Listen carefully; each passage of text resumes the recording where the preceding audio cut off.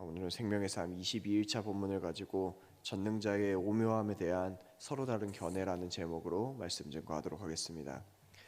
언제부터인가 우리가 한 해를 마무리하는 것으로 올해의 사자성어라는 것이 학자들 사이에서 발표가 됩니다. 작년 20년의 사자성어로는 아시타비라고 하는 글자가 선택이 되었는데요. 그 뜻을 쉽게 말하면 나는 옳고 너는 틀렸다라고 하는 뜻을 가집니다. 우리가 작년에 어렵고 힘든 상황을 거치면서도 우리 한국의 사회 내에서는 서로 다른 상황과 말을 이해하지 못하고 오직 나는 옳고 너는 그르다라고 하는 것이 우리 한 해를 대표하였던 말이 였다라고 하는 것이지요. 그래서 작년을 대표하는 말이 그래서 아시타비라고 하는 말이 선정되었다라고 합니다. 아담이 하나님의 존전에서 추방을 당한 이후에 모든 아담의 후예들이 풀어야 할 숙제는 하나님과의 바른 관계입니다. 성경은 이것을 가리켜서 바로 의라고 표현을 하는데, 이 의에 대해서 구체적으로 이야기하는 성경이 바로 우리가 접하고 있는 욥기라고 하는 성경입니다. 11장부터 진행되는 소발과의 논쟁은 바로 이 의로 말미암은 논쟁인데, 소발이 자신의 처지에 대해서 친구들과 논의하고 있고 또 그로 인하여 한탄스러워하고 있는 욥을 향해 이 욥에 비난하면서 이 논쟁이 시작되게 됩니다. 소발의 생각에는 욥이 당하는 고난으로 말미암아 그는 분명한 죄인인데 그는 죄인이라고 인정하지 않고 너무 말이 많고 변명을 많이 한다라는 게 이 비난의 시작이었습니다. 소발의 의견은 굉장히 확실합니다. 인간은 의를 얻을 수 없는데 욥이 계속해서 자기의 변호를 하는 가운데 그 모든 내용이 마치 자기가 의롭고 자기의 자랑과 같아 보이기 때문에 그것이 나쁘다, 그것이 잘못되었고 너는 죄인이다라는 것을 분명하게 이야기하는 것이 소발의 논쟁의 바로 주요 핵심의 내용입니다.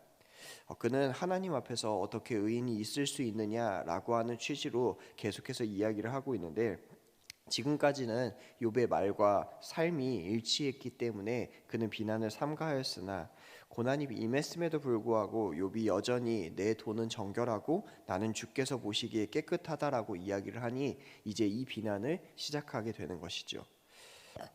소발이 생각하는 욥은 자신이 정결하고 깨끗하다라고 분명히 이야기를 하고 있으나 그가 그렇게 생각하는 이유는 하나님이 그에 대한 형벌을 감해 주셨기 때문에 욥이 그렇게 생각한다라고 생각하였습니다. 욥이 고난당한다고 하는 이 사실 자체가 소발의 생각에는 하나님의 징계를 지금 충분히 받고 있는 것이고 그가 죄인이라는 것을 분명히 세상 가운데 드러내는 것이지만, 하나님이 그럼에도 불구하고 욥에게 여전히 그 징계를 완전하게 주시는 것이 아니라 욥이 지금 이렇게 살아있는 것을 보면 하나님이 욥의 죄를 다 묻는 것이 아니고 욥이 저지른 죄악보다 가볍게 처벌하셨기 때문에 그것이 하나님의 은혜다라고 하는 것이 바로 소발의 주장입니다. 그러나 왜 이렇게 하셨는지 소발은 이것을 알 수가 없고 이것은 오직 하나님의 오묘함이라고 이야기합니다.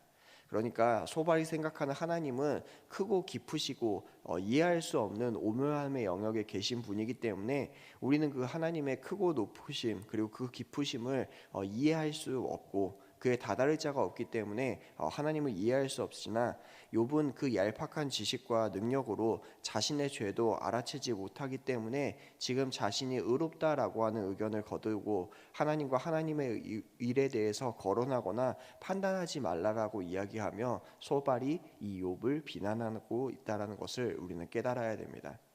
그러니까 지금 이 소발의 말을 한마디로 축약을 하면 너는 죄인이니 이 죄인임을 인정하라. 그리고 너는 지금까지 하나님 앞에서 했던 모든 말을 삼가라 라고 하는 것이 바로 소발의 주장입니다. 그리고 하나님께서 그를 재판하시면 그 재판하는 자에서 벗어날 수 있는 사람이 없기 때문에 지금 욥이 받는 고난으로 말미암아 욥은 죄인이라고 이야기하는 것이 소발의 주장의 가장 큰 핵심이라는 것을 우리는 기억해야 됩니다. 그러니까 지금 소발이 주장하는 것은 무엇입니까? 욥은 완전한 죄인이기 때문에 너 스스로가 의인이라고 이야기하지 말고 죄를 인정하고 하나님께 용서를 빌어야 한다라고 하는 것이 바로 이 소발의 주장이라는 겁니다.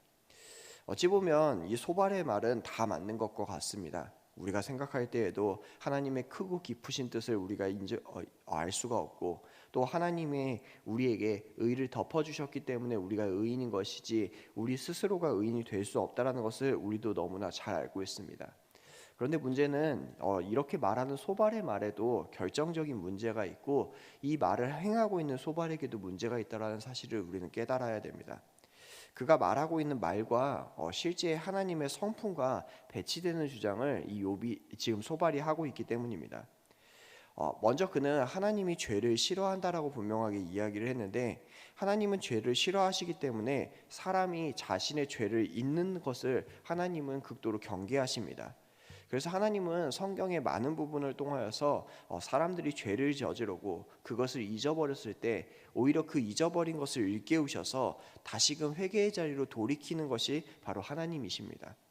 하나님은 욥의 만약에 소반의 말대로 하나님이 이 욥의 죄를 잊게 만드셨다면 그것은 하나님이 성경에서 계속해서 우리에게 보여주신 그 하나님의 성품을 거스르는 일이실 거고 또한 이것은 죄를 용인하게 만드는 그러니까 하나님과 죄를 가까이 하게 만드는 것이기 때문에 이것은 하나님의 성품과 정반대되는 것입니다. 또 이것이 만약에 하나님께서 용인을 해 주셨다라고 이야기할지라도 그것이 임하고 있는 욥에게는 은혜가 아니요 오히려 저주인 상황이라는 것을 우리는 기억해야 됩니다. 여러분 한번 생각해 보십시오. 하나님이 우리의 죄를 용인하고 그대로 내펴 주신다라고 이야기하면 우리 안에 여전히 죄가 거한다는 것인데 그것으로 말미암아 우리는 구원받지 못하고 또한 이 죄로 말미암아 우리는 영원히 하나님과 단절되는 것인데 그것이 은혜의 상황이 될 수 있겠습니까? 소발의 말대로라면 욥에게 지금 임한 은혜는 은혜가 아니라 저주라고 하는 것이 지금 성경이 이야기하는 바라는 것을 우리는 기억해야 됩니다. 그리고 더 중요한 사실이 있습니다. 이것을 말하고 있는 소발의 신앙과 믿음은 어떻습니까? 그가 말하는 대로 그는 욥보다 더 나은 삶을 살고 있습니까? 그리고 그는 욥보다 더 나은 말과 행동을 하고 있습니까? 우리는 어느 순간부터 신앙생활을 한다라고 하면서 신앙에 그러니까 성경이 말씀하고 있는 바를 나에게 적용하기보다는 그러니까 나는 옳고 너는 그르다라고 말하는데 너무나 정통한 사람들이 신앙을 가지고 있는 우리의 현 주소가 되어버리고 말았습니다. 그래서 그 말씀을 나에게 적용하기보다는 사람들에게 칼로서 그것을 절단하고 잣대를 비추며 그것으로서 남을 판단하는 용도로 사용하고 계시지는 않습니까? 마치 자신은 하나님의 관점에서 다른 사람들에게 심판을 토해내고 있지만 그 말을 이야기하고 있는 당사자는 그것으로부터 벗어나고 있는 모습을 이 소발이 그대로 보여주고 있다는 것입니다. 사랑하는 성도 여러분, 성경은 우리에게 분명하게 이야기하고 있는 바가 너무나 많습니다. 맞습니다. 성경이 이야기하는 대로 우리는 하나님의 의에 이를 수 없습니다. 그러나 우리는 하나님의 의에 이를 수가 있게 됩니다. 어떻게 이룰 수가 있습니까? 바로 우리를 위해서 이 땅 가운데 오신 예수 그리스도로 말미암아 우리가 의인으로 칭함을 받으며 의인이 될 수 있게 되었습니다. 그리고 우리는 하나님을 아는 지식으로 말미암아 이 하나님을 아는 지식으로 말미암아 그리스도를 닮아갈 수 있게 되었다라고 하는 것이 바로 성경이 우리에게 이야기하는 바입니다. 그러나 우리는 이 귀한 사실을 잊은 채 이 신앙을 남을 비난하는 용도로 사용하는 경우가 너무나 많습니다. 그래서 성경은 우리에게 이야기합니다. 우리가 교회는 다니지만 우리가 신앙생활을 하지만 하나님을 아는 지식이 없어서 우리가 망한다라고 성경은 분명하게 이야기하는 것이죠. 성경은 우리에게 끊임없이 이야기합니다. 우리는 하나님을 아는 지식인 성경으로 끊임없이 돌아가야 된다라고. 내가 알고 있는 상식과 내가 아는 지식으로 신앙생활을 하는 것이 아니라 하나님을 판단하는 것이 아니라 이 신앙에 맞고 틀리다를 이야기하는 것이 아니라 성경이 이야기하고 있는 바대로 우리의 신앙을 돌이키라라고 성경은 우리에게 끊임없이 이야기를 합니다. 왜 우리의 모든 것이 말씀이 근간이 되어야 됩니까?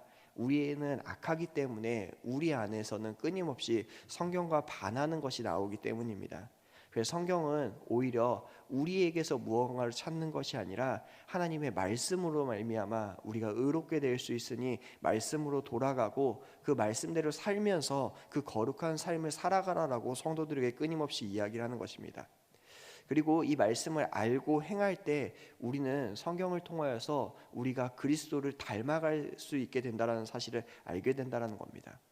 로마서에서는 분명히 성도들에게 이렇게 이야기합니다. 남을 판단하는 사람아, 내가 핑계하지 못할 것이다 라고 이야기하며 남을 향한 그 칼이 오히려 칼이 되어서 자신에게 돌아온다라는 것을 분명하게 성경은 우리에게 경고하고 있습니다.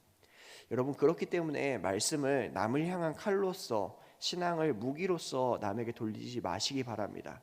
오늘 솔바알이 보여주고 있는 결정적인 문제는 그 신앙으로 말미암아 그 말씀을, 그 신앙을 무기로서, 칼로서 남에게 향하고 있고 남에게 돌리고 그 칼을 자신에게 돌리지 못하고 있는 그 모습을 우리에게 그대로 보여주고 있기 때문입니다. 오늘 성경은 오히려 이것을 반대로 이야기하고 있습니다. 나의 신앙이 틀리지 않는지 무엇을 통하여서 상고하라고 이야기합니까? 말씀을 통하여서 상고하고 그것대로 내가 행하고 있는지 나의 삶을 돌아보라라고 이야기합니다. 그리고 내 삶이 그리스도를 닮아가고 있는가를 향해 살펴보라라고 이야기합니다. 우리는 오직 하나님의 의로 덮여져야만 오직 하나님을 닮아갈 수 있습니다.